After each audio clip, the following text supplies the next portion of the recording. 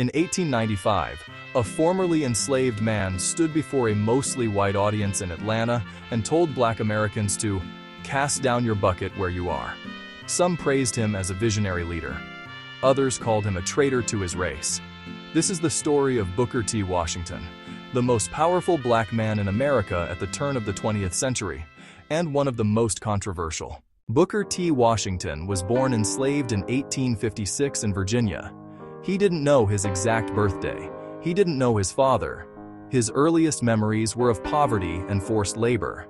After the Civil War ended in 1865, freedom came, but opportunity did not.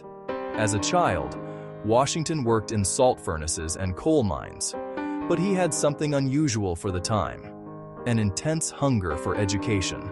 At 16, he walked hundreds of miles to attend the Hampton Institute in Virginia, a school founded to educate formerly enslaved people.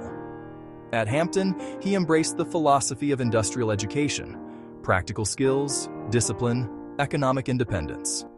That philosophy would define his life. In 1881, Washington was invited to Alabama to lead a new school for black students. That school became the Tuskegee Institute. There were no proper buildings, no funding, no campus. Students made their own bricks, built their own classrooms, constructed their own dormitories. Washington believed education wasn't just about books, it was about economic survival.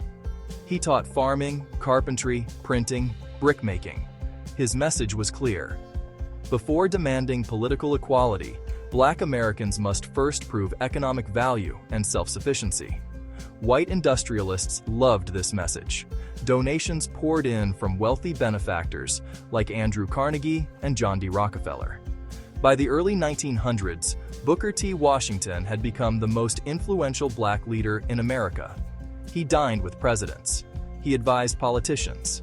He secretly influenced appointments and policies behind the scenes. In 1895, Washington gave a speech at the Cotton States and International Exposition in Atlanta.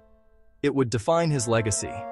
In that speech, he urged Black Americans to accept segregation, at least temporarily, and focus on vocational work instead of political power. He said, "In all things that are purely social, we can be as separate as the fingers, yet one as the hand in all things essential to mutual progress." White audiences applauded. Southern newspapers celebrated him, but many black intellectuals were alarmed. One of Washington's strongest critics was W.E.B. Du Bois. Du Bois believed Washington's approach was too passive. He argued that without immediate political rights, voting, civil equality, higher education, economic progress would never be secure. Du Bois called Washington's philosophy the Atlanta Compromise. He believed Black Americans should demand full civil rights immediately. This disagreement split black leadership in America. Was Washington being realistic in the violent, segregationist South, or was he conceding too much? Here's where things get complicated. Publicly, Washington avoided direct confrontation. Privately, he funded legal challenges against segregation. He quietly supported anti-lynching efforts. He used his influence behind closed doors to help shape early civil rights strategy. He wasn't as passive as critics claimed, but he also wasn't openly confrontational.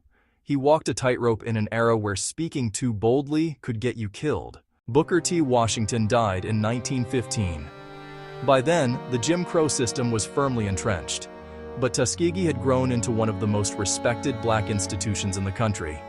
His legacy remains debated. Was he a pragmatic strategist navigating white supremacy, a cautious leader who ensured survival, or a man who compromised too much? The truth is likely more complicated than either side admits. He laid foundations for economic empowerment, but others would take the fight further. History isn't just about heroes and villains. Sometimes it's about strategy. Sometimes it's about survival. And sometimes it's about choosing the path you believe will keep your people alive long enough to fight another day. Was Booker T. Washington right? Let me know what you think in the comments. And if you enjoy nuanced history like this, subscribe, because the past is never as simple as we think.